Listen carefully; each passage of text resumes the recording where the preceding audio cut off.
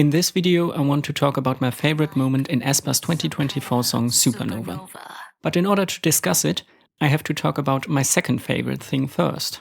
And in order to discuss that, we will take a quick look at syncopation. Syncopation is when rhythmic emphasis in music falls on off beats or in between beats, so the rhythmic stresses do not line up with expectations. Most pop music is in 4/4, and the most basic expectation would be for beat 1 to be the strongest and 3 to be strong as well, while 2 and 4 are a bit weaker. Supernova is in 4/4, clearly outlined by the kick and snare. The kick hits on all the main beats 1, 2, 3 and 4, but the snare puts emphasis on beat 2 and 4. This accenting of the two weaker beats is called backbeat and is very common, especially in pop music. We can already call this a form of syncopation. But there are far more interesting cases of syncopation than this rather basic instance. A fun option is to shift stresses by the duration of an eighth note.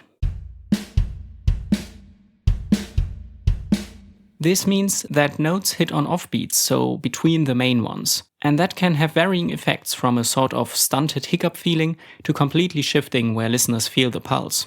Let's take a look at an aespa adjacent example with Jacob Collier's song Well with 4 Ls.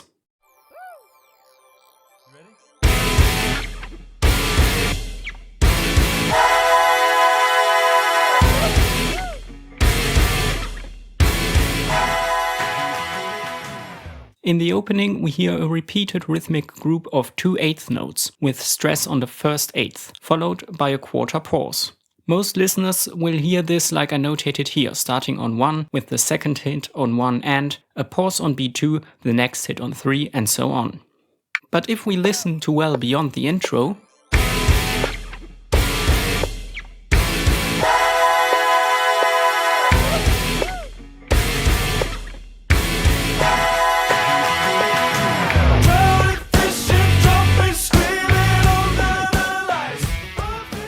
it turns out we have been tricked. It is actually the second hit which falls on the 1.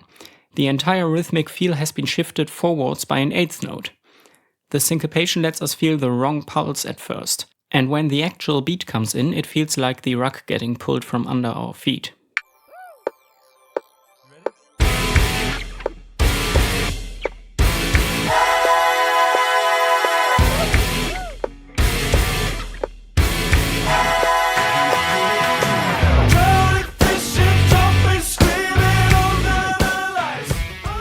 Now, instead of shifting a melody or rhythmic group by an eighth note, it can also be shifted by a 16th note, an even smaller rhythmic subdivision. This is where we circle back to Supernova, where 16th note syncopation pervades most of the song. While the kick and snare in Supernova's verse hold down the basic 4/4 backbeat, the last measure drops out the percussion, and then the chorus hits surprisingly early.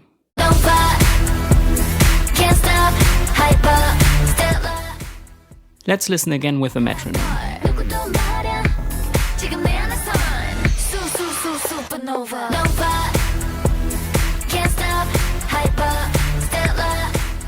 The main rhythmic group is similar to the one in Well, with 2 hits an eighth note apart, but this time they are shifted forward by only a 16th note against the meter being held down by the returning percussion. The main hits consist of both vocals and synth stabs, staccato and strong rhythmically. Can't stop, hyper, stellar.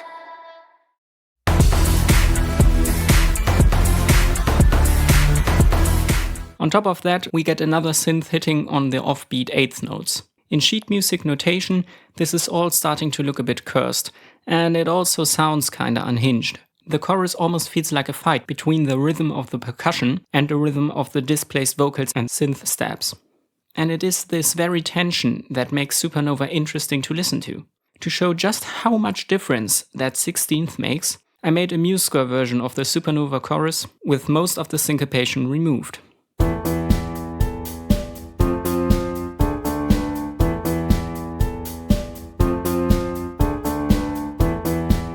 As you can hear, this sounds just square and boring. Shifting the synth counterline by an eighth helps a bit.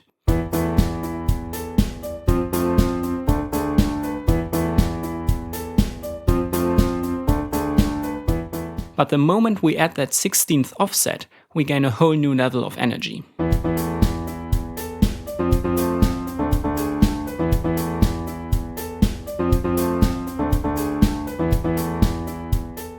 Actually, this syncopation already happens in the verse bass, but it is not as clear and jarring there because the bass is lower, softer in its attack, and rounder in timbre.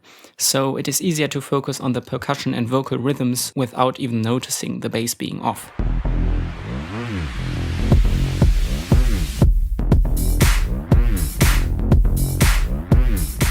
To go on a little bit of a tangent, another key example of 16th note syncopation is Hunter.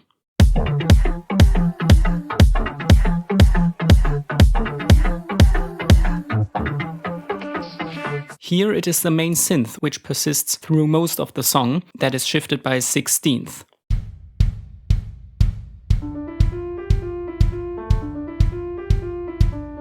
In the pre-chorus, even the sung melody is a 16th early, which can sound confusing, but also tickles the ear in a nice way.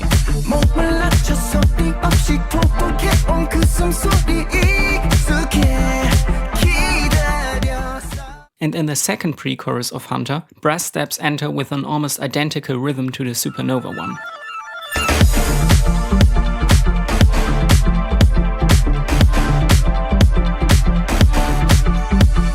The tempo is the same too, 120 BPM. And while harmonic relations are a bit gnarly, I still do not want to keep the following cursed mix of Supernova's chorus vocals over Hunter's pre-chorus instrumental to myself. Supernova. Nova. Can't stop. Hyper. Stellar. 원조. 그걸 찾아. Bring the light of a dying star. 불러내 내 우주를 봐봐.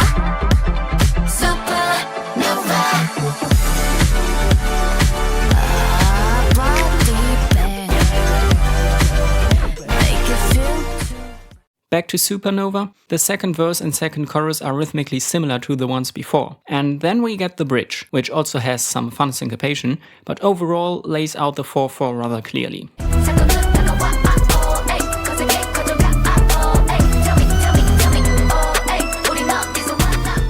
At the bridge's end, we get 2 added bars with no real percussion. The only rhythmic clues are the vocal hook in the penultimate measure and a hit on the 1 of the last measure before the final chorus. And finally, this is where my favorite moment in aespa's Supernova happens, and it only lasts an 1/8 of a second. Remember how the other choruses always seem to come in a 16th note early because of the syncopated hits? Well, let's listen to the end of the bridge into the last chorus with the metronome.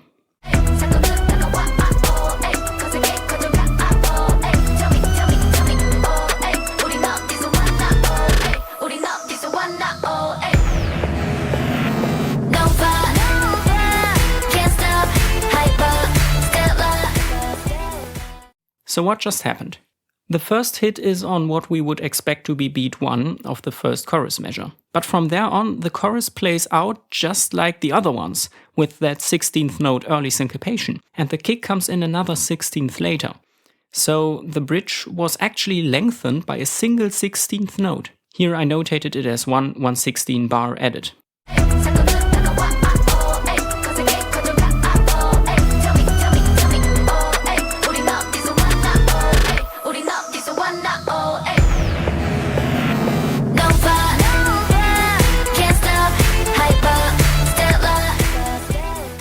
This sounds so wild, my brain still gets a weird reset moment whenever I listen to it.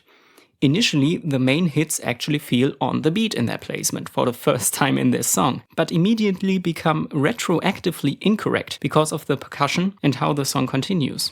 And the added 16th is not even super clear, because the last measure has no rhythmic accents holding down the 4/4, so it's easy to miss those 0.125 seconds. The first time I heard this part, I was seriously questioning my sanity. Finally, as an honorable mention for coolest thing about Supernova, the final chorus and outro continue to be awesome, with lots of layers and rhythms fighting each other, which Sean from React to the K already broke down for the most part, link below. Suffice to say, everything is flying around in a perfectly confusing cataclysm. Well, that is it for my favorite part in Supernova. A single 16th note rest insertion before the final chorus. Genius. Okay, a 10-minute long video only because I wanted to talk about 0.125 seconds of music. Let's just stop it right here. Supernova. Oh, one last fun fact. Did you know that a supernova, for a few days or weeks, may actually outshine its entire host galaxy with billions of stars?